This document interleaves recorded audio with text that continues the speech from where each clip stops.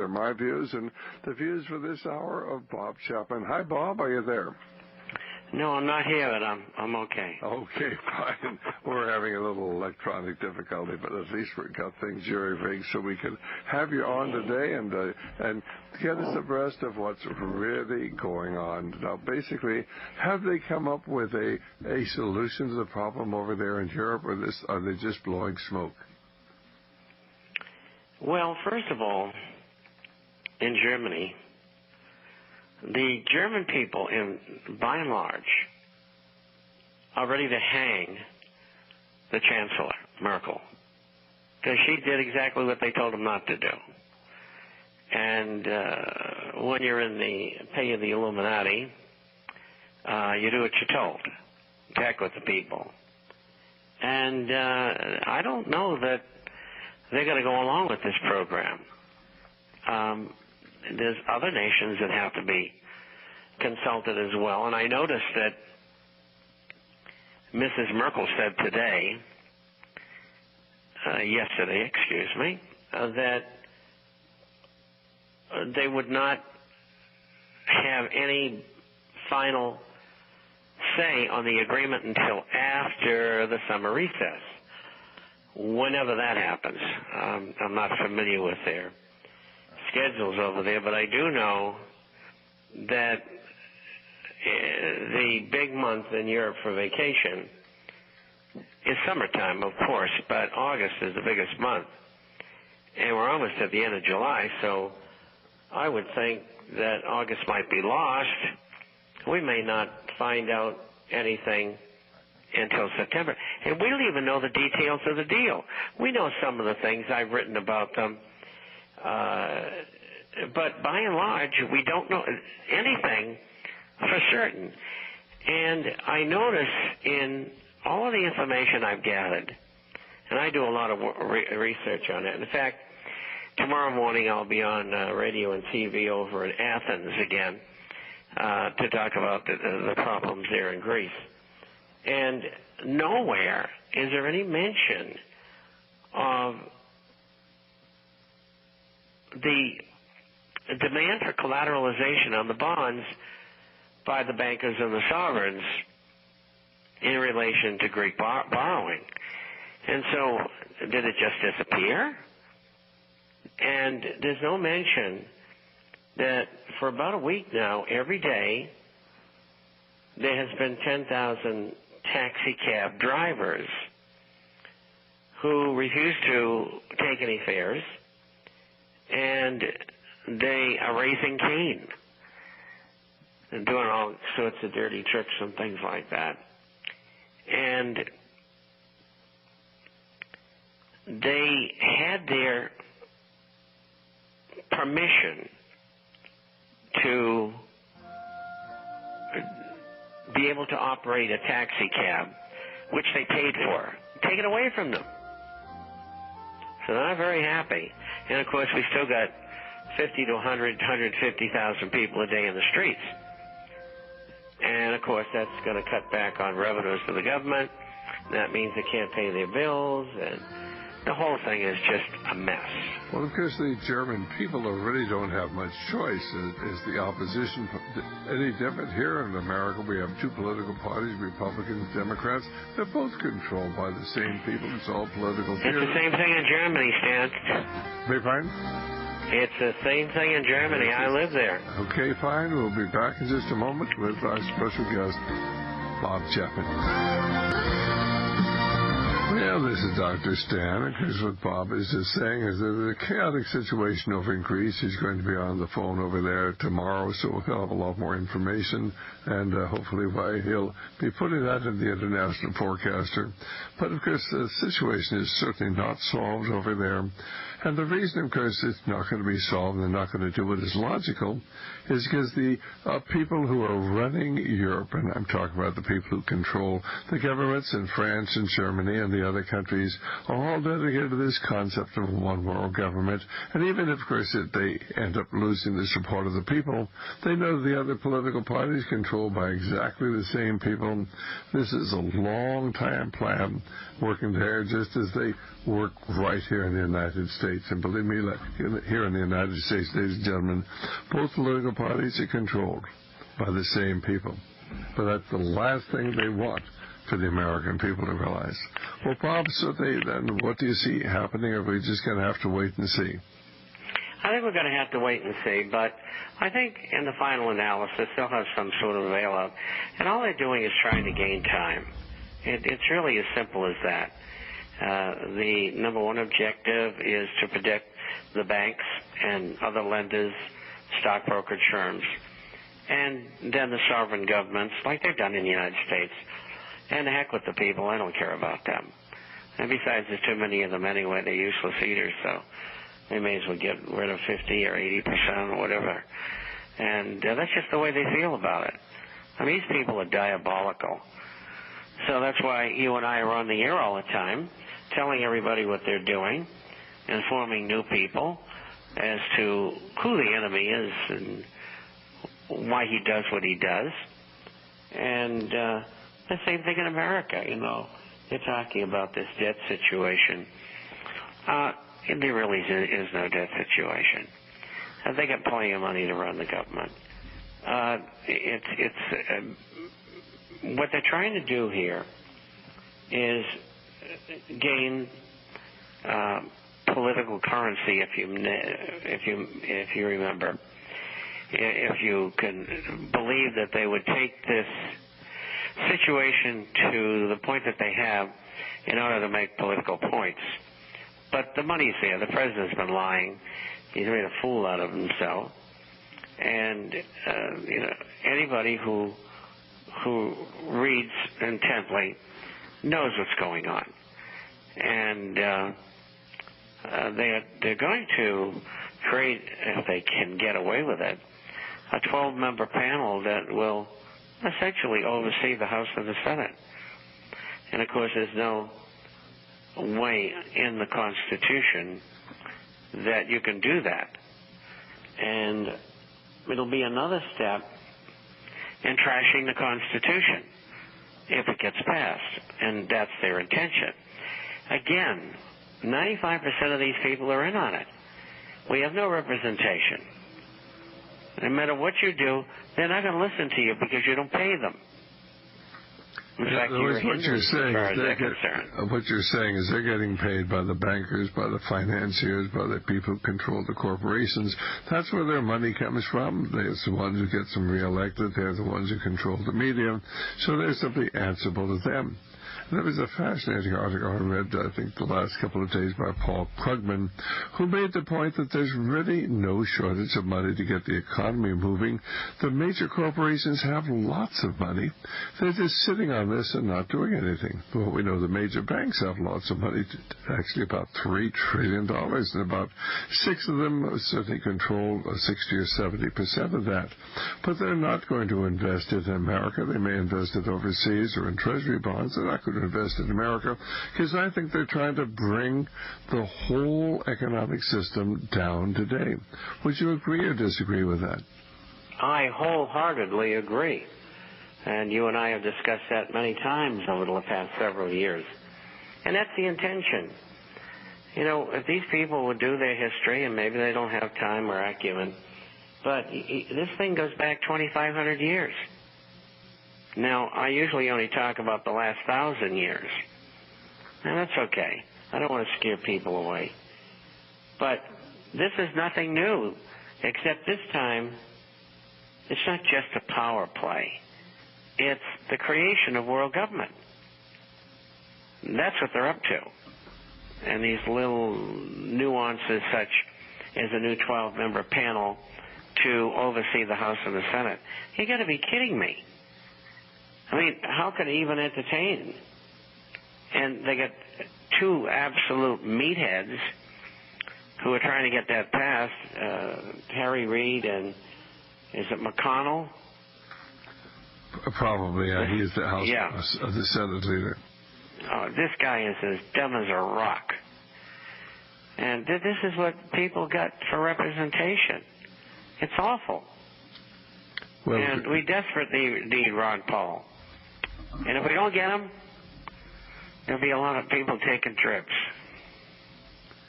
Well, I think that the tragic situation is, of course, that the media will demonize Ron Paul. The media will marginalize Ron Paul.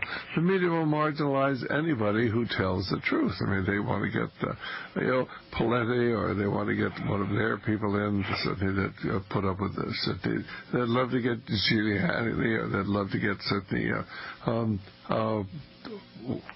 even Romney. They'll put up with Romney. They're not crazy about him.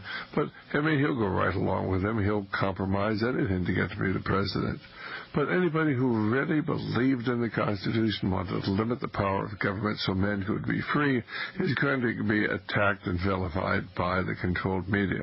And I think until people understand the media is controlled by 6 major corporations, all of which tie into the Council on Foreign Relations, nothing is going to change. And most of what we see on television, most of what we hear on radio, most of what we read in the newspapers and news magazines is all contrived to conceal the truth about what's going on.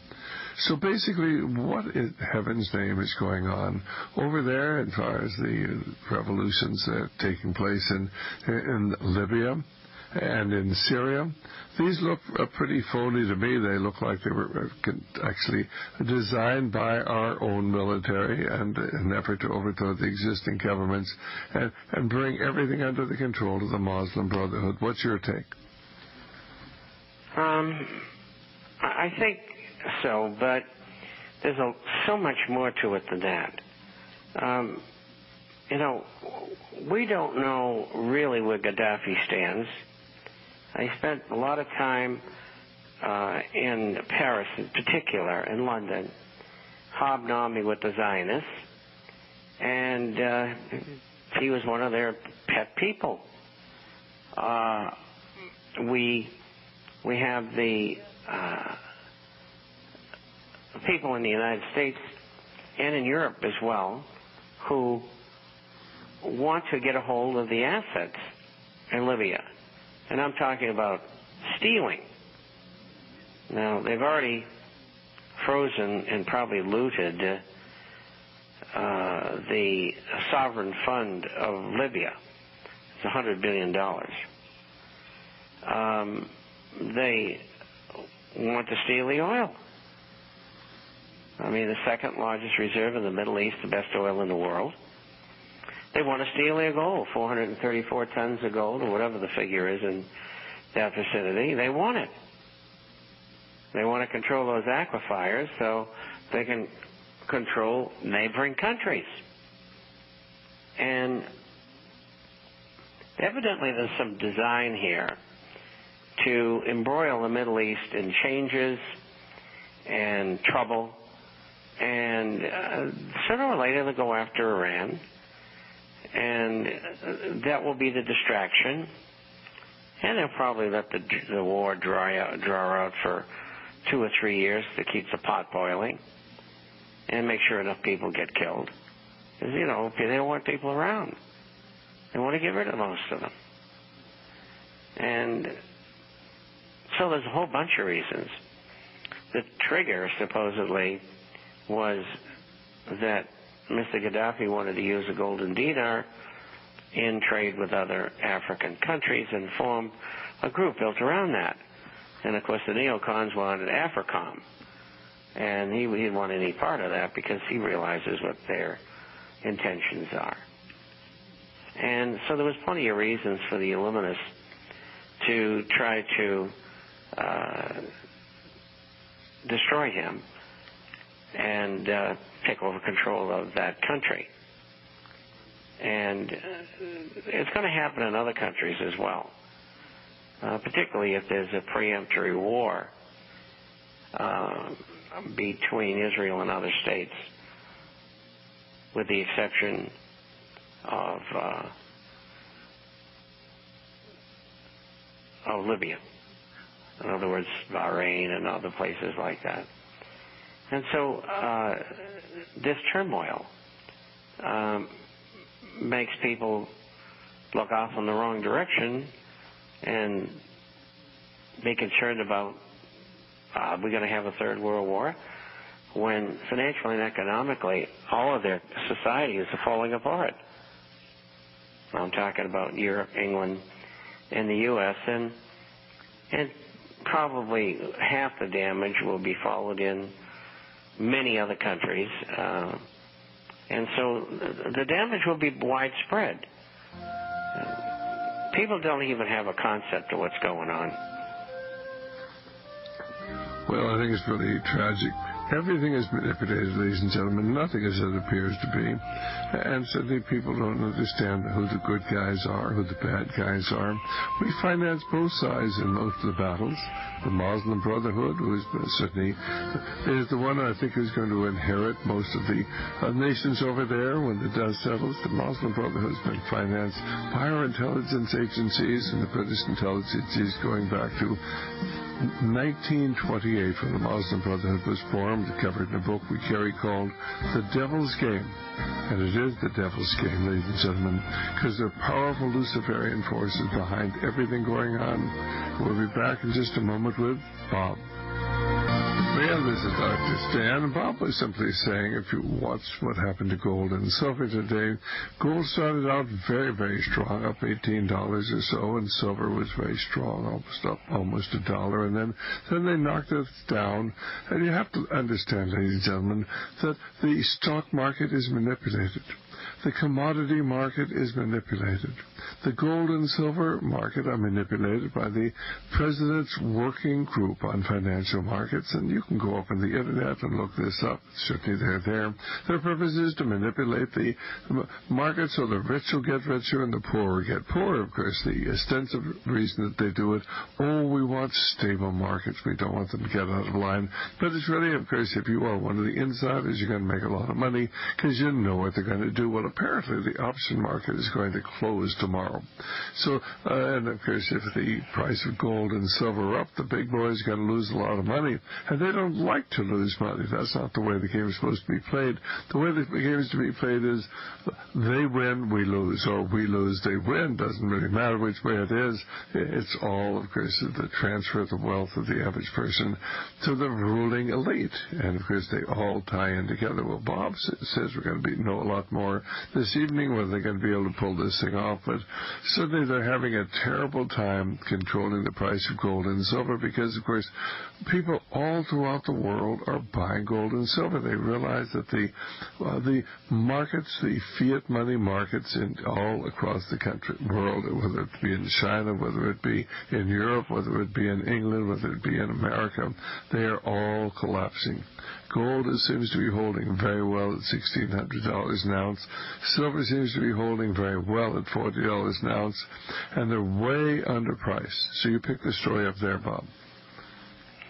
Well, they are, especially if you look at inflation since gold made its first high of $8.50 and silver of $50 in 1980.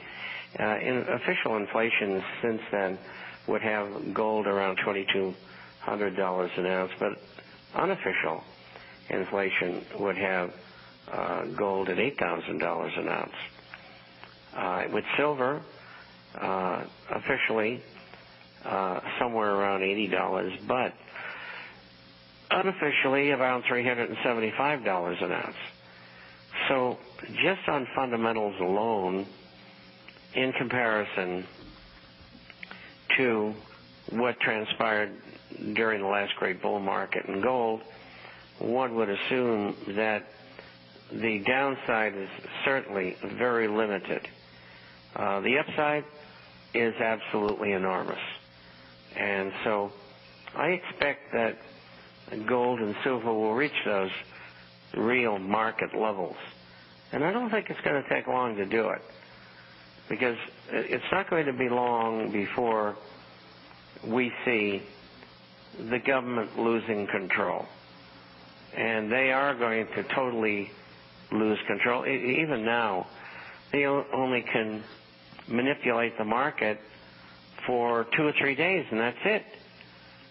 They don't have the firepower, and they're up against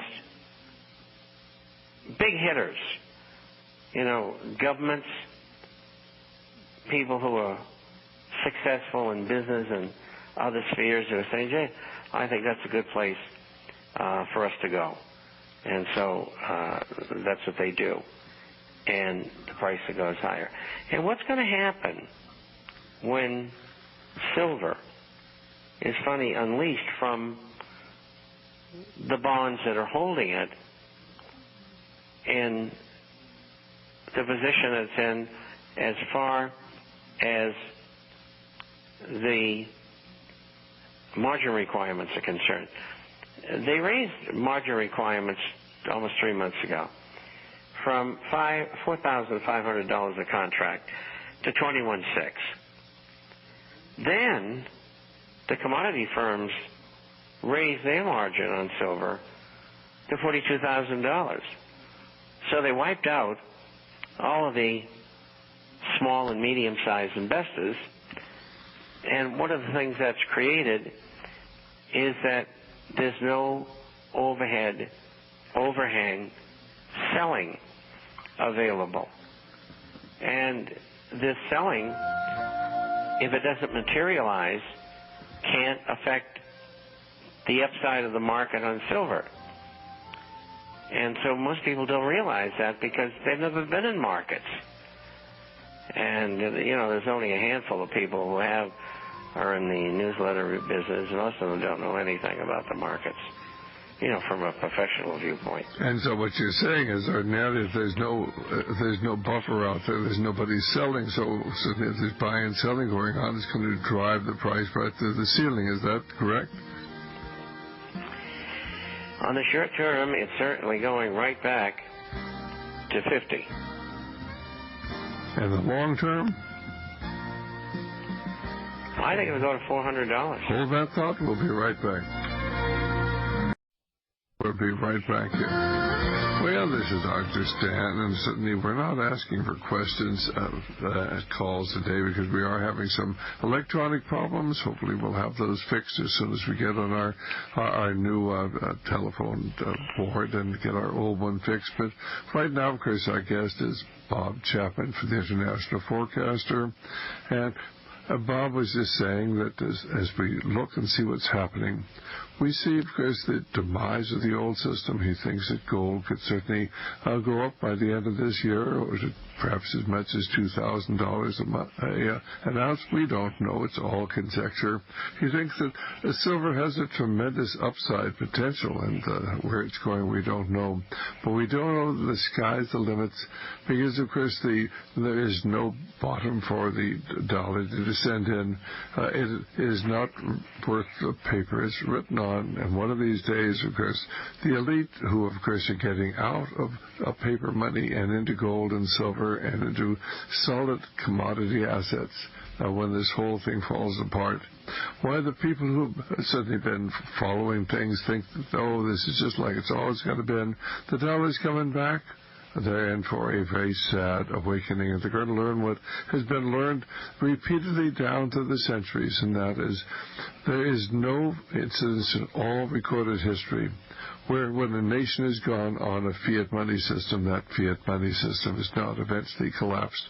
Because, of course, the politicians want to spend and spend and borrow and spend and spend. And the people demand more and more. Most people don't want to give up their Social Security. Most people don't want to give up their Medicare. Both of them are bankrupt. There is no Social Security fund. There is no Medicare fund.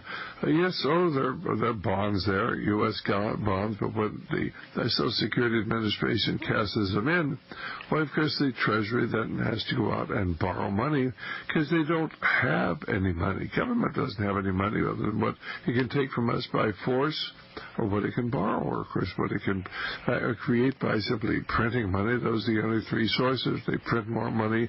They destroy its value. If they borrow it, of course, they eventually collapse the system. And, of course, if they raise the taxes, everybody's going to get angry. So the easiest thing is just keep borrowing money, and then retire and get out before, of course, the whole house of cards comes down. And then you can point to the new guy and say he's responsible. Before we go on, Bob, I want you to tell our listeners how they can subscribe to the International Forecaster and why they should subscribe to the International Forecaster. Well, the Forecaster is about business, finance, economic, social, and political issues all over the world. We publish on Wednesdays and Saturdays via internet, and it runs around 40 pages each time. And we also have a hard copy for people who are not on the internet. That goes out twice a month. And we believe that anything that you need to know each week is in that publication. You get a free introductory copy by going to theinternationalforecaster.com. theinternationalforecaster.com. You can also go to www.intforecaster.com. intforecaster.com. For those of you who want to ask a question, and we answer everyone, or get a copy of either, or if you'd like to get a copy of our latest releases in gold and silver shares, you can email us at Bob, B-O-B, at intforecaster.com, Bob at intforecaster.com. And if you'd like to call toll-free, that number is 800-375-4188. That's 800-375-4188. Well, right now, I think back in Washington, D.C., we're just witnessing the most beautiful drama as the Republicans charge the Democrats and the Democrats charge the Republicans. And the truth of the matter is, neither side is saying what needs to be said. I mean, what we ought to do is get out of Afghanistan. What we ought to do is issue a voucher for the Medicare and simply tell the people if you can't afford anything, we give a block grant, and they're going to have to return the responsibility to the states. The last thing we want is the Obama death panels, because this is really designed for population control and for withholding medical care from the elderly. And it's unfortunate, but before we ever had the federal government providing medical care, we had a good system where nobody went without medical care. We had county hospitals. That's why they closed down the county hospitals. That's why the federal government just said we'll pay regular and customary fee. The doctors have nothing to worry about. The hospitals have nothing to worry about. We'll take care of it. We've got plenty of money. And they were lying, and they knew they were lying. In 1987 or 1988, I talked to a fellow from Washington, D.C., when I was, of course, with the California Medical Association, and I said, the system isn't going to work. What's going to happen? And he said, you don't want to know. And I said, yes, I do want to know. What's going to happen? You know it's not going to work. I know it's not going to work. President Reagan knows it's not going to work. What's going to happen? And he said, well, down the line, we're going to have vouchers. We're going to have to issue vouchers. And the people who can afford to get medical care can buy insurance. And the rest of them, well, of course, they're going to have to take whatever the government has to offer. And believe me, ladies and gentlemen, what happens when the government runs out of money to the elderly? That's why we have to return responsibility to the local community and to the doctors and the people, rather than rely upon the death panels in Washington, D.C. What are your thoughts on that, Bob? I think you're absolutely correct. But nobody wants to say it. I mean, certainly the Republicans, they've got some sort of a crazy concept here that they're going to, of course, cap spending, but you can't cap spending. I mean, basically, well, the only way you could cap spending would simply cut back on all these programs. You're going to have to cut back on Medicare. You're going to have to cap Social Security, and then, of course, inflation will gradually lower the Social Security payments. But there's no way in the world they're going to be able to pay Social Security and Medicare to all the baby boomers, and they know it, but nobody has the courage to say it because people get angry and then they won't vote for you. But it's far better to have people who are honest rather than people who say what you want to hear. So basically, we have to stop the federal debacle. We have to stop borrowing money. We have to stop borrowing 40 cents on every dollar that's spent. How long can we continue doing that before we destroy the whole system?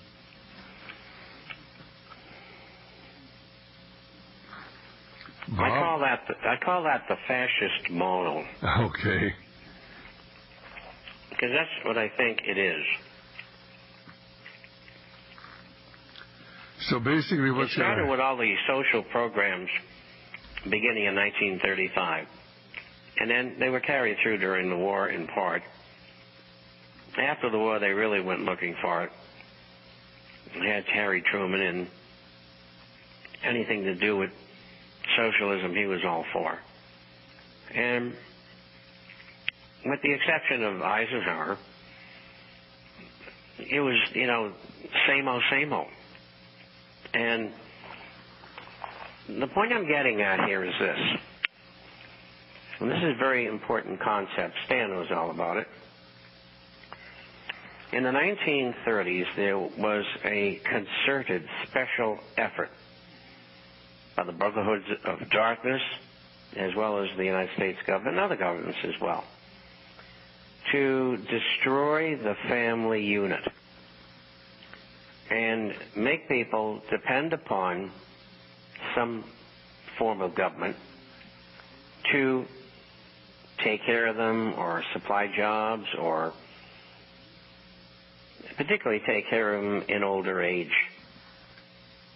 That's what Social Security was all about. And finally, after the 1960s, people started to break away in totality from the family unit.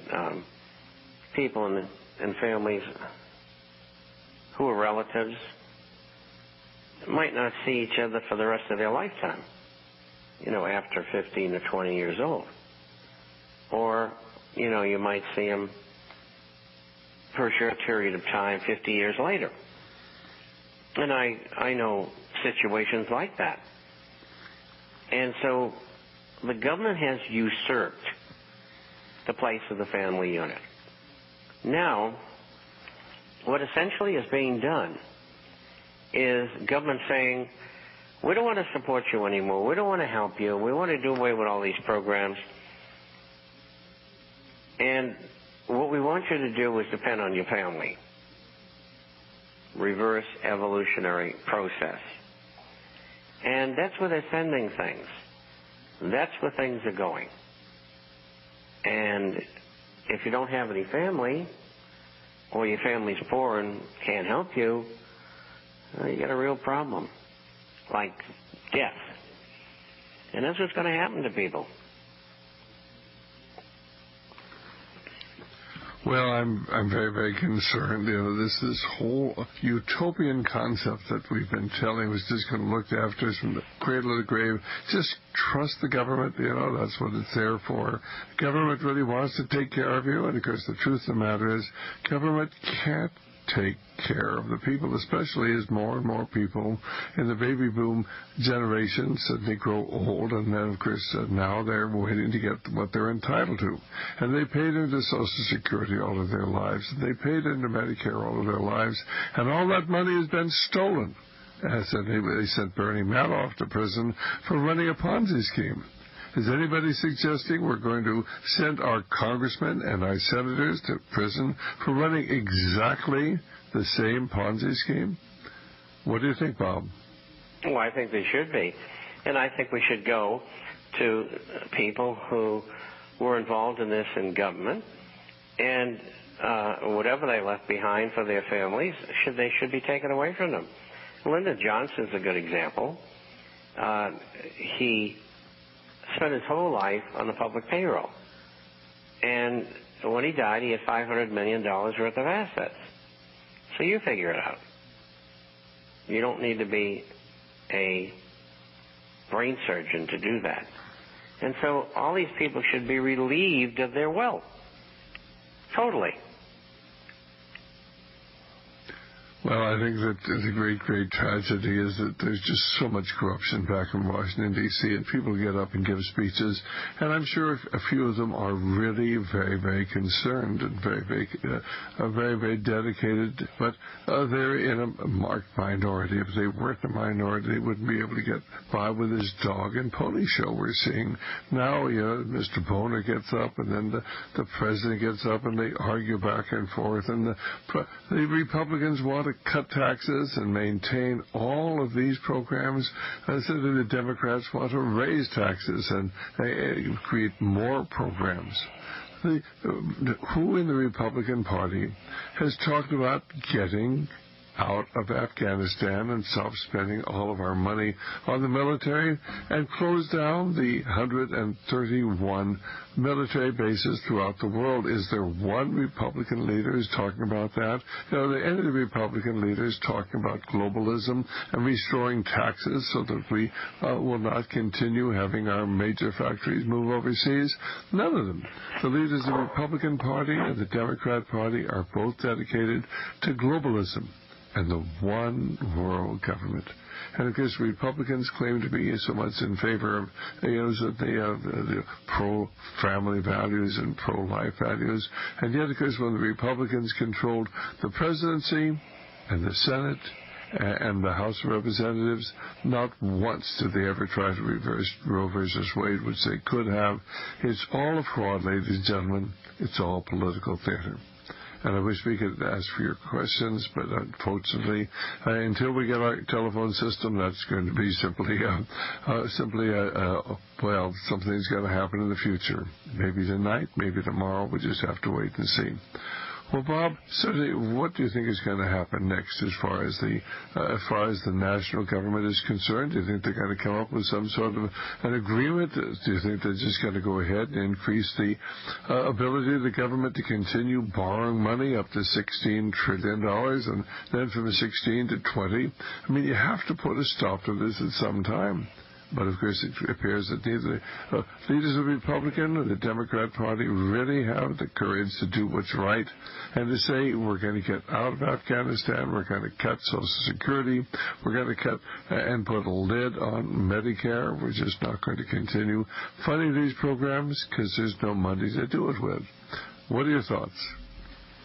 Well, I don't think there's any impetus for them to do so, even if they've only been in there 8 months or so. They still are not in contact with the people, so to speak.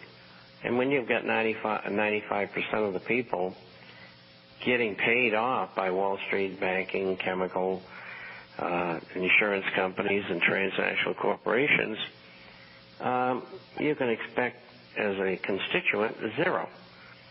And so we have a non-government. A government that only works for the corporate fascists who control Wall Street and banking and the other entities I mentioned. And I know how it works. I was there. I did work within that industry for years. And so I know what they're up to. And I've written about it for a long time, since 1967. And I can understand why they're upset with me. Yes, I can understand why they're upset with you as well, and that's why I know that you're leaving out of the country, and we don't want to know where you're living. We just want to be safe so that you can continue talking to us. And, of course, Bob has the unique opportunity of being on the television and on radio over in Greece.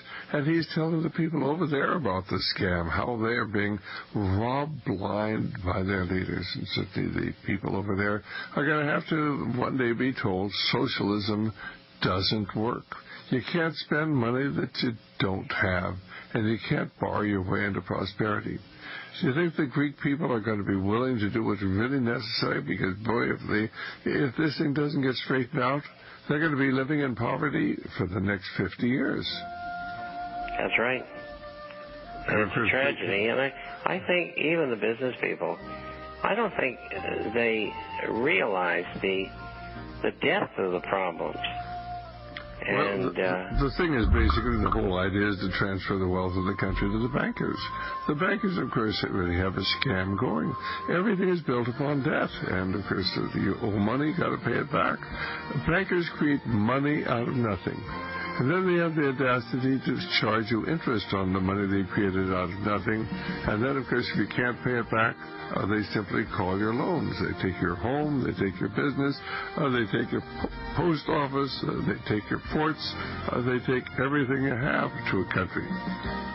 And that's what they're doing in Greece, and nobody has the courage to call them. We'll be back. Bye-bye.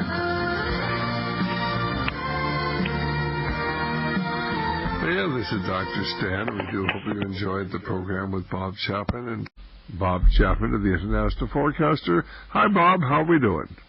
Well, pretty good. All right, fine. Well, we still having a little difficulty with our electronics here, so it's just going to be you and me for the next hour. But we won't have any trouble talking about what's going on today, and really the strange situation we find ourselves in, where we have a government that's spending almost, about $10 billion a day. But of course, certainly $4 billion of that is actually borrowed money. So they basically, of course, they have plenty of money. They are spending $200 billion a month. They just want to spend $300 billion a month out. They don't have that much coming in. And you can't indefinitely keep spending money you don't have. You can't certainly spend your way into prosperity or spend yourself out of debt. So what do you think is going to happen there between the Republicans and the Democrats? Are we going to have some sort of an agreement that will allow them to continue spending more than they're taking in? And what possible good will a balanced budget amendment do? It'll take years to get it through, and they'll just keep spending us into oblivion for the next 2 or 3 years while they try to get an amendment through. And besides that, the amendment, I've read, it's got holes that are big enough to fly a 747 through. They can spend all they want to any time. It's already the law of the land. We're supposed to have a balanced budget. They don't abide by it. They wouldn't abide by it if we had a balanced budget amendment. They'd always find a way around it. What's going to happen? Well, first of all, right now they're not even close. And, it's hard to tell whether it's political theater or a real disagreement over which way things should go. We have to remember that the Republicans have a majority, and I would think whatever they wanted to pass, they could pass. That hasn't happened. And I think they'll come up with something. I think from their point of view, the worst thing that can happen is probably they extend it. And that's something they talked about some time ago. An extension, I thought, would probably be to perhaps mid-October, 2.5 months, something like that. They're talking behind the scenes of something in the vicinity of 4 or 5 months. So they may go to that extent. Who knows? Nobody wants to give in, supposedly. So it's evident to me, at least, they have enough money to run the government, the incoming revenues.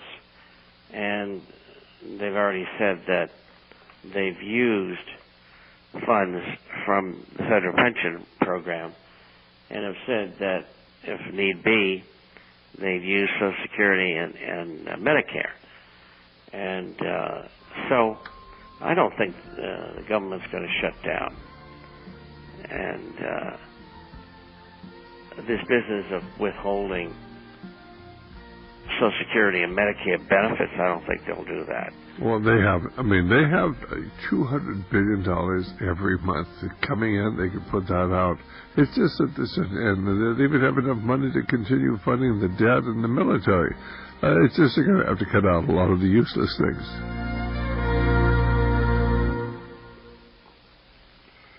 But because one of the problems we have, Bob, is the fact that they built up this whole welfare system based upon a reality that no longer existed. Certainly back in the 1930s when they came up with Social Security, they had probably 10 people working for every person retired. And then as time went by, we had 7 people working for every person retired. And then we had 5 people working for every person retired. But when you get down to 3 or 2 people working for every person retired, there's no way this system is going to work. It looks great on paper, but the reality is you got 50, 70, a million baby boomers retiring, and where's the money coming from for them? Well, even the current cash flow is probably not good enough for Social Security. They put out different dates that they're not going to have enough money coming in. The only reason that there's no money there is they stole it all. Of course, they don't look at it that way. They say, well, we took the funds and we applied them into the general fund, and they were used for governmental expenses. We didn't put it in the bag and take it home. But they might just as well have. And that sort of thing started a long, long time ago, right after it began. I mean, from the very first monies that came in, FDR diverted the money starting in June of 35. And and this business of the trust having these bonds, well, sure, they got the bonds. And they're untradeable. And they're virtually useless unless the government redeems them. So there's never been anything there. And the longevity of the program was always in jeopardy because they lied about it. They knew what was going on. They were the ones who were perpetrating the theft. So anyway, I think they'll continue to do what they're doing. And if they can't pass something, they'll give it a few months. And that's what I think it'll come out to. Because it doesn't look like they're anywhere near close. Everyone wants their way, and everybody can't have their way. Well, I think the most interesting thing is the Republicans got Obama to agree to tax cuts, but, of course, they never told it how it was going to come about. Well, this is Dr. Stan. I guess, of course, this evening is Bob Chapman. And ordinarily we'd take calls, but we're having some electronic problems with our system, so we can't take calls. Hopefully things will be better tomorrow. But basically, what the Republicans were talking about is they were going to give us tax cuts. They were going to cut our tax rates. But they were going to take away all the deductions that we've gotten. And so actually we'd be paying higher taxes. But see, they could say, look, we cut your taxes. Sure, you're going to be paying more, but we cut your taxes. That was our promise, no tax increase. And we did not increase your taxes. We cut your taxes, even though it's going to cost you more because we take away all the deductions. Do you think the American people are really gullible enough to go along with that sort of thing? After all, we cut your taxes, didn't we? Well, but I'm paying more. Don't complain, we cut your taxes. And it's all a matter of perception. And they simply lie to the American people, and they sort of look a little dazed, and they say, well, yeah, I am paying a lower tax rate, even though by taking away my deductions I'm paying more. And that's what Obama agreed to, and the Republicans were willing to go along with that. And then apparently Obama decided he wanted more money, and that was where the real problem came in, or he wanted more spending, something like that. So basically, of course, everything is subterfuge back there. They're not telling the American people the truth. And what they really want to do, of course, is to continue spending and spending and elect, because that's how both the Republicans and the Democrats get reelected. And you commented, they don't steal the money and take it home with them. No, they take the money from Social Security and they give it out in earmarks, and they give it to their constituents so they can get reelected. That's not stealing money. They don't get it themselves. It goes to their constituents and their friends, and that's how they get elected. And, well, as far as I'm concerned, it's the same as stealing it. Well, basically, certainly, what is happening to gold and silver? It's really been a very interesting time. Gold and silver are really going up very, very nicely, aren't they? Oh, they are, and we've had breakouts to the upside in both metals. we had a number of tests of what you might call support levels. In fact, silver had 8 full tests on their lows of $32.50 to $36 an ounce. And when you have a broad test like that, usually it's 3, maybe 4 times, but that's the extent of it. This is 8 times. So when you have a situation like that historically, you usually have a breakout and a large run, and usually it's 100 to 150%. So, and that usually is over a 6 to 8 month period following the test. So by the end of next February, I would think that we probably would be looking at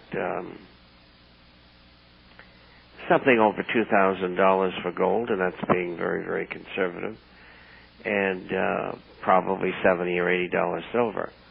And it could be much higher.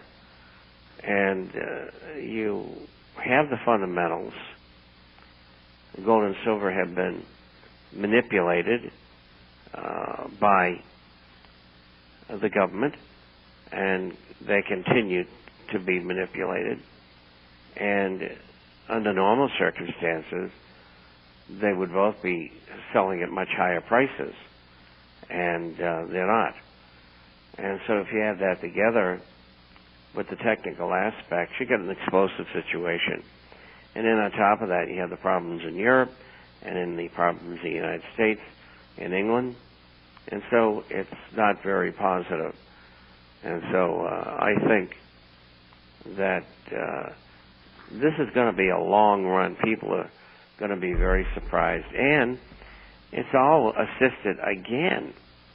Now we're talking 5 years of the technicians, the people who use charts and waves and cycles.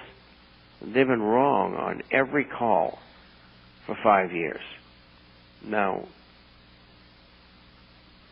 when they're wrong again, which they just have been, that means that the figures I've seen, that about 95, 96, 97% of these newsletter writers, some of them are technicians, some of them aren't, they've been wrong. And sooner or later you're going to have a reversal. And one by one they're going to start saying, well, I see 1750, I see 2000, I see 2200, and they'll change. And they'll start telling their readers that they think finally gold's going to go up, because it's been going up for 5 years, that they missed the boat. And when they turn, it's going to have a big run. And that's what I think will really assist at the capitulation of the negativity that's accompanied gold and silver over that period of time, which I think is amazing, because these people are supposedly pro-gold and silver. And so you have a tremendous underlying thrust upward that's available, and I think it's going to come on very, very strong over the next year, but particularly between now and the end of February. Well, no, Bob, don't you think that this is even going to be deeply influenced by what's going on in Europe and in Asia, and certainly, because I know very well that people over in Europe have lost faith in the dollar, they're losing faith in paper currency, and sometimes these people are a lot smarter than the American people. They've been through inflationary spirals in the past. My understanding is that there are a lot of people, just average people over in Europe, who are buying up gold and silver. We know that some of the governments are buying gold and silver. Apparently China, with unlimited amounts of money, is buying gold and silver, and that certainly the Indians and the Indian people are buying gold and silver, and certainly even the Russians are increasing their money, their gold, so they can back at least their currency part way with it. And basically, as countries with unlimited funds begin buying up gold and silver, there just isn't that much of a supply out there. Isn't this going to have a tremendous pressure on the price of gold and silver? Oh, it certainly is. And one of the things that you mentioned was inflation. And all the countries have it. China, real inflation's 15%, and the same in India. It's not like that in Russia. It's probably 8 or 9%. And the story goes on. And so you have conversion in those countries driven by inflation and a quest and a push by government. Their governments want them to buy gold and silver. And, of course, you have the perennial, which are the Middle Eastern countries, China, India, Russia, nowadays Mexico, buying 100 tons, Brazil, Venezuela, Iran.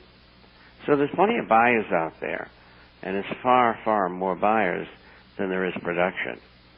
And so the shortfall now is probably maybe 300 tons a year that's got to come from somewhere, from the demand by the buyers.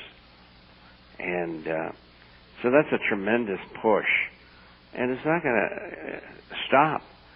And the American public isn't even in these markets. 0.8% of Americans own gold, silver, coins, bullion, and shares. And which brings up another thing. Why would a government be interested in trying to confiscate what they have when they don't have enough of it to make any difference? And so there's going to be tremendous demand eventually coming out of the United States. And I think that's the way it's going to go. Where's the top? And gold 8,000, silver close to 400. And those are terrific gains that we see in the future. And that flight to quality is going to continue, at least in the other countries. And I think eventually in the United States, you come to the conclusion that Americans are so brainwashed and so neutralized. It's amazing. I mean, we're getting as much response to our publication throughout the world as we are here in the United States, which I think is amazing. People are waking up everywhere, and it looks like they're as prone to wake up in foreign countries as they are in the United States. So this is a worldwide phenomenon, and it's not going to stop, because they're not going to stop. The governments, their central banks, they're not going to stop producing money and credit to keep the game going, extending the timeline. And all of a sudden, somewhere along the way, 2 or 3 years from now, there'll be hyperinflation in the United States, and people won't know what to do, and they'll all rush at the same time to buy gold and silver in one form or another. And the inventory isn't going to be there for them to choose from. And so that'll really drive prices higher. Well, it's very gratifying when I talk to our listeners who've been listening for many years. Just talked to a gentleman this evening who's been listening for 6 or 7 years. 6 or 7 years ago, he started accumulating gold and silver, and I don't know how much, but a fairly substantial amount. And I mean, because of certainly what he's learned from you and from listening to Radio Liberty, why he, of course, and his family will not be impoverished when this whole house of cards comes down. Well, Bob, has it ever... Go ahead. Millions of people like that. But certainly not enough of them. Americans have responded, but they haven't responded in great numbers. And I get usually, I'd say 20 letters a day like that. And we have a large readership, and sometimes people come in and they'll say, it's been 12 years since I started listening to you, and I've done very well, and I talk about the 10 or 15 coins I own. And then I have a dentist from Vancouver who long ago quit his practice because he turned his small fortune into a mega fortune. And so there are those people out there who some time ago went in whole hog, so to speak, and they've done extraordinarily well. But this is nowhere near the end. People who aren't in, they still get a great opportunity. This is going to keep on going, that's for sure. Well, Bob, I've been sort of intrigued by, some of the, other countries that are buying, gold and silver, and certainly trying to get under some sort of a stable monetary system. Do you think part of this is because this is how they hope to bring down the elite that controls America and rules the world financially with the fiat money system? After all, the fiat money system has allowed the Brotherhood of Darkness to maintain their control, their military control, their diplomatic control, really not only in the United States but throughout the world. Do you think that some of the countries, the leaders of some of the countries, really want to bring the system down, and that is why, of course, they're encouraging the purchase of gold and silver? Could this be why the Chinese are encouraging their people to buy gold and silver? Because they realize if they can bring down our monetary system, it will strengthen their position and weaken ours?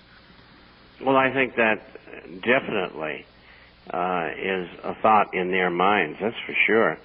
And the Chinese have been far more aggressive than anybody else. I mean, the Indians have been buyers for years. They usually take off 25% of annual production, and they probably hold 30% of all the gold that's ever been produced, and in silver, too. I don't know what the figure is there, but I know in gold it's about 30%.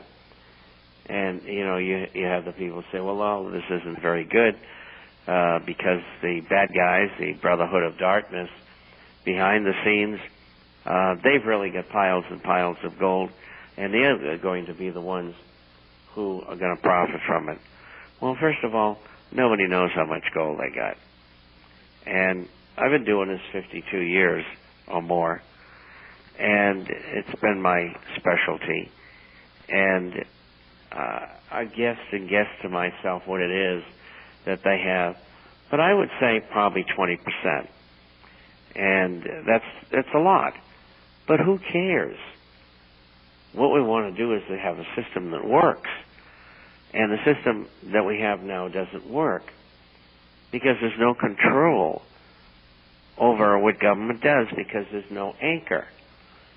And the temptation to spend far beyond what is coming in revenue is great. Hold that thought. We'll be right back. Well, this is Dr. Stan, and Bob was just saying that the system we have now, the monetary system, just doesn't work. As long as banks can create money out of nothing, instead of being lent at 9 to 1 as they customarily were, some of them are 20 to 1, 30 to 1, 40 to 1. They're just creating the credit, lending it out, and then of course everybody says, well, they're too big to fall, so we've got to back them up. We're going to use the American taxpayers' money to back up these totally irresponsible banks because they're too big to fail. Well, I think Elizabeth Warren, she may be a liberal, but I'll tell you what, when she says that these banks that are too big to fail, if they're too big to fail, they're too big to exist, and they should be certainly forced to disseminate their things, the situation, and become much, much smaller. And I think she's absolutely right. But I was just simply talking to Bob. Could it be that the The fact that China is not only buying up a great deal of gold, but they're encouraging their people to buy up gold and silver means that this is a vehicle for attacking the United States.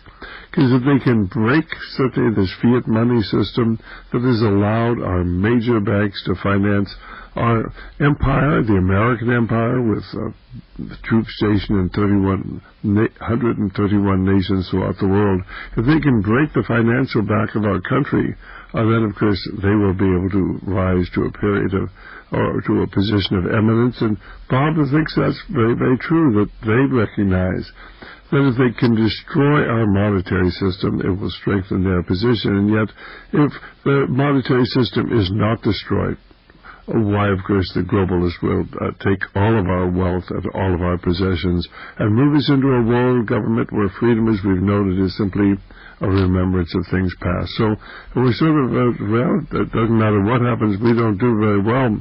Which would be best for us, to break the back of the internationalists, or certainly to continue going the way we are, and let them certainly have their way, but of course to actually allow the current monetary system to exist? Well, we can't go on the way that we are, and that's why I find it unusual that people will advocate having a monetary system without a backing, without a control on it, something to cap it from doing what we've got now. We have a fiat money system, with the exception of one currency, which is only 5%, which is a euro, and all the rest of them are doing the same thing that America's doing.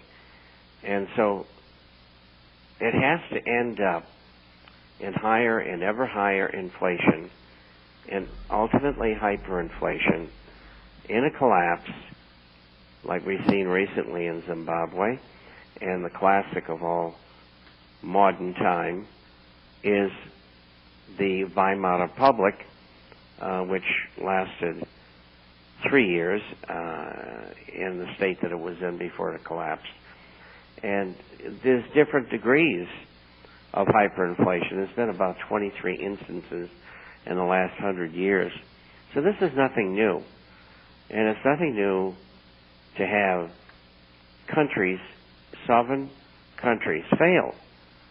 It happens over and over and over again. And so that's why the only safe place to hide, the only place where you get any guarantee whatsoever, is in gold and silver-related assets.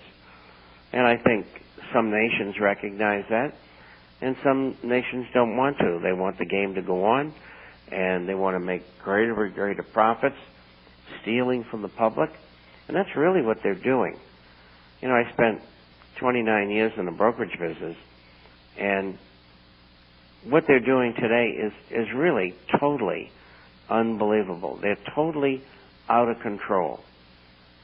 Just a good example was several years ago when they were selling bonds that contained mortgages.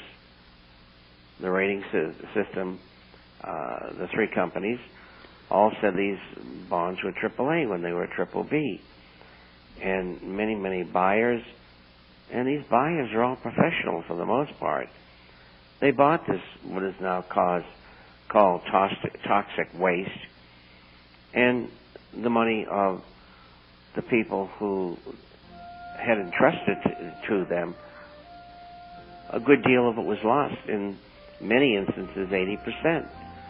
And so you say to yourself, you know, how does that happen? It happens because these central bankers cooperate and they allow things like that to happen. And then when they happen, the public is there always, and they are forced to bail everybody out.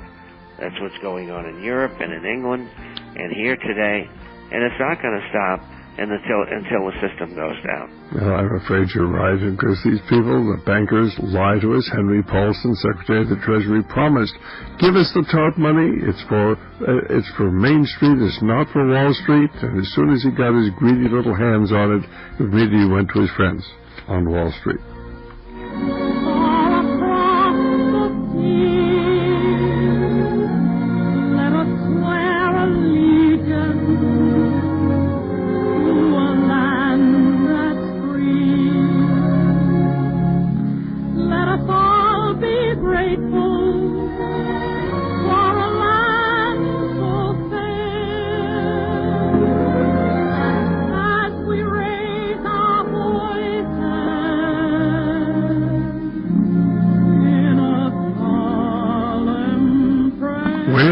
Dr. Stan. And I will never forget Henry Paulson, formerly CEO of Goldman Sachs, now Secretary of the Treasury, member of the Council on Foreign Relations, part and parcel of this, what I call the Brotherhood of Darkness.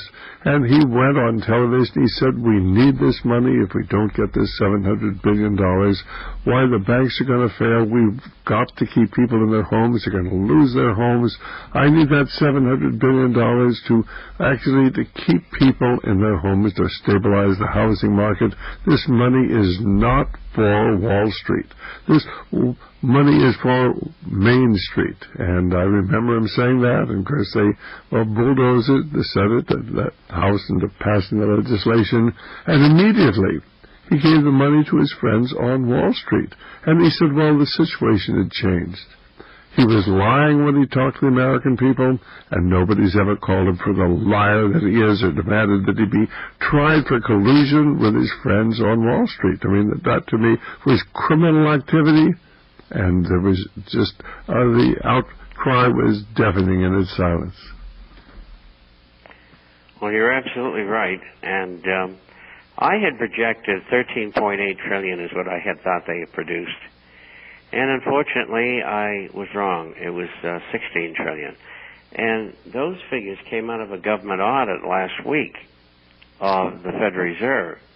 So that's the amount that they were working with. And it was unbelievable that they would do that much in secret. We backed into it. And actually, we were fairly close. I mean, for all the subterfuge that went on.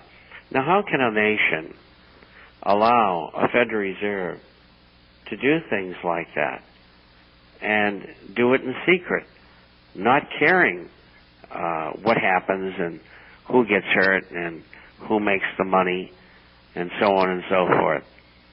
And that's a juncture that we're at. Well, of course, the amazing thing is that these banks, which got into trouble by being overextended, you would think they would have learned something, but they didn't. They're doing exactly the same thing all over again, and we'll be back in just a moment here.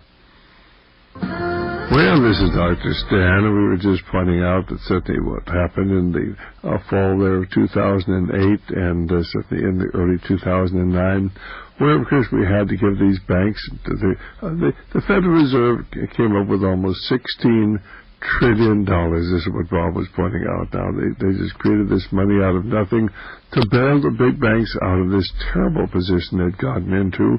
But, of course, instead of learning anything from it, since these big banks, and we're talking about there are 6 major American banks that hold somewhere between 50 and 60% of all the banking assets in the United States, and this is equivalent to probably about almost 60 or 70% of the gross domestic product of this country.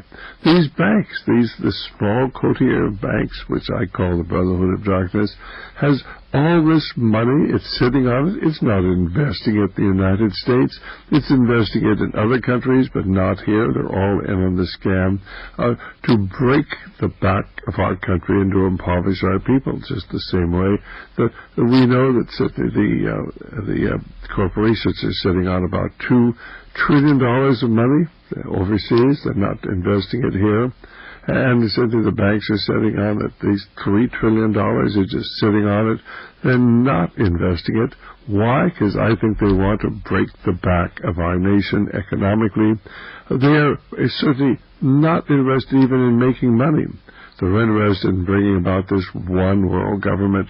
But first you've got to cripple the United States and then force our people into poverty, and then they'll go along with this one world government. This is the way it's playing out, it appears. But before we go on, Bob, I want you to tell our listeners how they can subscribe to the International Forecaster, why they should subscribe to the International Forecaster, and why they should listen to your commentary every week here at Radio Liberty. Well, the International Forecaster is about business, finance, economic, social, and political issues all over the world, published on Wednesdays and Saturdays. It runs around 40 pages each time. And we have a hard copy that goes out twice a month for those who are not on the Internet. The publication gives you everything that you need to know every week. And you can get a free introductory copy by going to theinternationalforecaster.com, theinternationalforecaster.com. You can also go to www.intforecaster.com, intforecaster.com. For those of you who would like to ask a question, we answer everyone, or to get a copy of either report, or to get a copy of our report on our gold and silver share recommendations, you can email us at Bob, B-O-B, at intforecaster.com, B-O-B at intforecaster.com. Or you can call toll-free 800-375-4188. That's 800-375-4188. All right, fine. Well, certainly I think we're going to see a very volatile gold and silver market. Now, you commented on the earlier program. The one reason, of course, that what was happened today was so significant. In other words, gold opened up about $20 an ounce. They beat it down to about a $10 rise. And silver was up initially 70 or 80 cents. It was beat down to about 10, 15 cent rise. But that was still put gold and silver above the mark on the option market, which closes tomorrow. So basically, if it holds certainly through the evening, why, Chris, the big boys, and we're talking about J.P. Morgan Chase, Hong Kong, Singapore Banking Corporation, that's HSBC, they stand to lose a lot of money tomorrow. Is that right? Now, what's happening to the gold and silver market, the aftermarket today? Well, it ended, I would say, what might be described as steady. And that was at the end of the trading of August gold, which is the real active outside month, and September silver. At the end of this month, in 4 or 5 days, the months will switch again. And the strength in those outside markets, which is really the real market because of the activity, not the spot market. And that is wherein lies the strengths and weakness. And so the cutoff time on that is 5 o'clock Eastern Daylight Time. After that, the markets to trade are called the access market. And that's a bid and ask market that is very thin, which is followed by the Japanese market.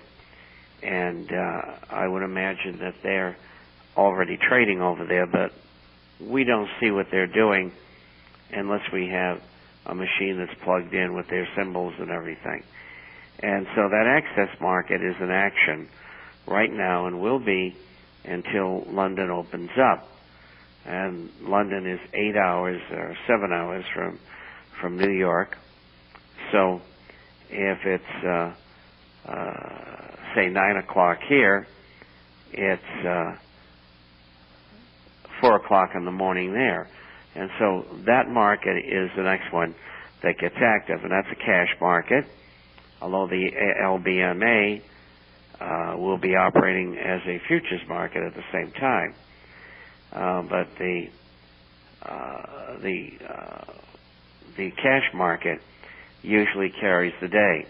Now, I'm watching London right now with Sky. I have Sky. 16.16 even, up $1.60, and silver 40.38, up 2 pennies. So at early on this evening, what we're seeing here is slight upward strength, and we'll get a better idea at around 5 o'clock tomorrow morning Eastern Daylight Time, and then the markets will start to trade heavier in the two London markets. And then at 7:30 in New York, COMEX opens. And so that's how it goes around the clock. Well, now, how about this new market that they have there in Hong Kong? Is this going to influence things, do you think? I think it will. First of all, the Chinese are inveterate gamblers. And it doesn't have to be gold and silver, it can be anything. And if you notice, the operations in Las Vegas are now making all their money in Macau, in the casinos there. And so they like to take chances. And that's what all the markets are about, whether it's a gambling emporium or whether it's in some market. I think that once Hong Kong gets going, it's going to draw a tremendous amount of business away from COMEX. And for two reasons. Number one, in Hong Kong, for Asians to operate, it's much more convenient. And it's being run by Asians for the most part, and they prefer that. But on the other side of that, they do not trust for 1 second the operations of the LBMA in London or the COMEX in New York. Well, isn't that because they know that they're all rigged, controlled by the Working Group on Financial Markets? They know that it's rigged, so I think they'd rather play in a free market than a rigged market which guarantees that the capitalists in America will win. That's right. And they want to break that syndrome. And I think these markets in other countries will do that. Gold's up $1.80 right now, 16.20. Silver's 40.39, still up 2 cents. And not much action yet. But it gives you an indication that there's firmness and maybe the prelude to higher prices again. The participants today, particularly since margin requirements were increased on silver, and it was a blatant manipulation, and everybody knows it. The government doesn't care. The CME, which owns COMEX, took the margins on silver from $4,500 to $21,600. And at the same time, the large sellers of gold and silver, they are brokerage houses, usually banks, that sell commodities to people. And they also sell them gold and silver. They doubled those margins to $42,000, supposedly because of the volatility and the risk involved. Well, I'm not buying that story. I've been doing this too long. And it was used to put a capper on silver, hoping it would go down and go with it. And it did go down from $50 an ounce on silver to $32.50 per ounce. And in spite of that, the silver's up over $40 again for two reasons. Number one, there's no sellers. All the small and medium-sized investors got wiped out. And second of all, who's left in the market? The big hitters. And in the central banks and the governments themselves have got to take on people who have as much money as they do. Even countries are involved here. And they've met their match, obviously.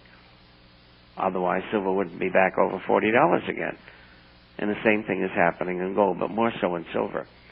So there's really nothing from a technical viewpoint in the way for silver to go back to 50 very quickly. And so from a technical viewpoint and a fundamental viewpoint, silver and gold should be strong in here and stronger. And, you know, when you raise margin requirements like that, and they've kept them there, what do they do for an encore? The big players in that market now, they don't need margin. They use it, but they don't need it. They get as much money as governments have. So when challenged, they'll cover their short positions. They'll cover their margins because it's easy for them to do that. And they'll go head-to-head with the governments, and the governments can't win. And that's how this whole thing's going to end up. The control, the manipulation of gold and silver are in their final days. These are two, not giant markets, but substantial markets. And they're going to continue to lose influence in those markets. And sooner or later, you're going to see an explosion. And silver and gold will move up stronger than they are already. And you'll see in gold, and I predicted this before. First I said there'll be $20 and $30 moves in days. People didn't believe that several years ago when I told them. Then I said it will be $50, and then it'll be $100 a day, and then $200 or $300 a day. And that's where this is all headed. Well, it'll certainly shake the very foundations of the monetary markets, but something has to do that, because as long as the Brotherhood of Darkness can create money out of nothing to fund their nefarious activities, pay their assassins, and certainly keep the American military stationed in 130 nations to keep dictators and ruthless tyrants in power throughout the world, where are they going to do this? We have to, at least, we can't do anything at all, but apparently there are powerful forces out there that want to cripple this illicit group that has taken control of the reins of the American government, and using the financial and military power of the United States to establish this one world government for their leader. So I think these are exciting times, Bob. Well, they certainly are. Gold's up $2.40, silver's up 3 cents right now. Really, they're certainly moving up very strongly in the aftermarket. A little bit higher, and again, the emphasis, at least at the moment, is to the upside.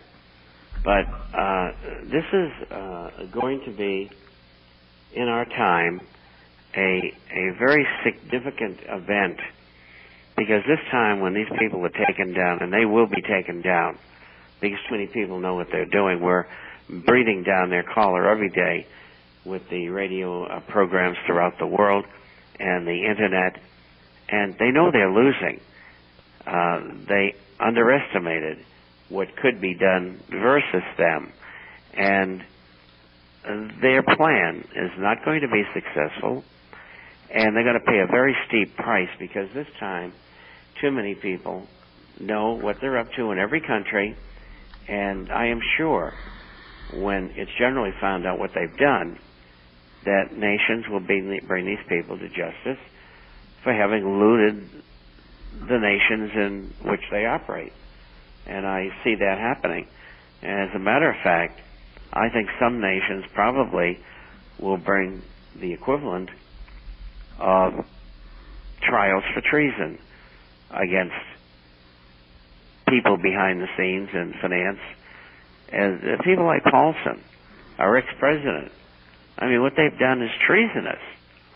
They should be put in jail and kept there. Well, they will not. They're part of the Brotherhood until the Brotherhood is exposed and loses its control of our court system, our media, and certainly our financial system. Why nothing is going to change. But there is, I think, an increasing awareness that somebody is running things from behind the scenes. I think that people in other countries recognize this much more than they do here in the United States. You have that feeling, Bob? In other words, people over in Europe, certain parts of the world, South America, at least some of the people down there, the major players, understand the Brotherhood and how they are utilizing the financial and military power of the United States to bring about this world government. And, of course, how that ties into the banks. But, you know, I think a lot of these big banks are really bankrupt. In other words, basically they've made a lot of bad loans.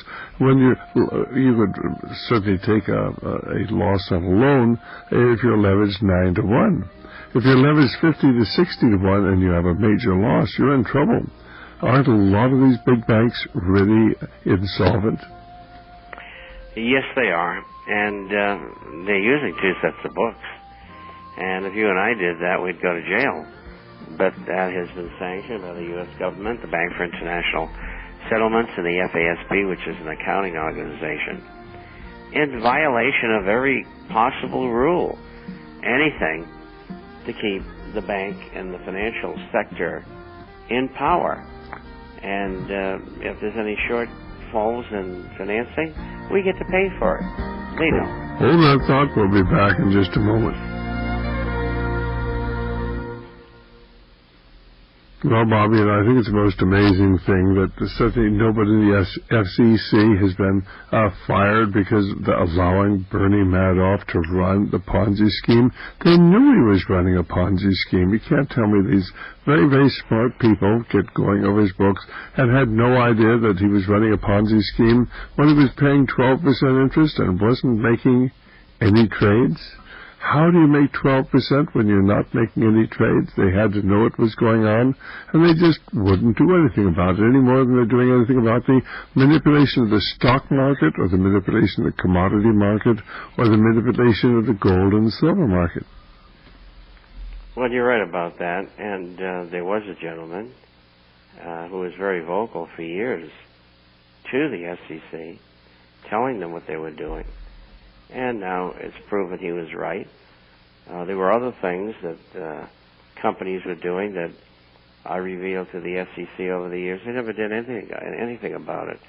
They eventually became scandals, not of that proportion, and it wasn't obviously outright stealing. They were, cooking the books and that sort of thing. But, what we're looking at is a criminal organization, a syndicate of criminals who are assisted by government agencies like the SEC and the CFTC, which is the Commodity Futures Trading Corporation. And they have aided and abetted these people. I mean, how could the SEC not know what was going on all those years when people were screaming at them, it's a fraud? And the same thing with market manipulation by J.P. Morgan Chase, Hong Kong Shanghai Bank Corporation, and the Silver Theater, so to speak. They aided and abetted it. They're part of the problem. They're part of that criminal enterprise. It always reminds me when I see it today of something that happened just recently in years past, was what the Yeltsin crime family did in Russia after the walls came down. They did the same thing. And on all the looting that was done by the Rothschilds and Mr. Putin, whatever you may think of him, he put them all in jail, and he ran the Rothschilds out of the country and got all the companies back. But in the meantime, they stole billions of dollars. Well, hold on there. We're just about ready to come back. And, this is Dr. Stan. I guess this evening has been Bob Chapman from the International Forecaster. Bob, thanks so much for being with us this evening, and we'll look forward to talking to you again next week.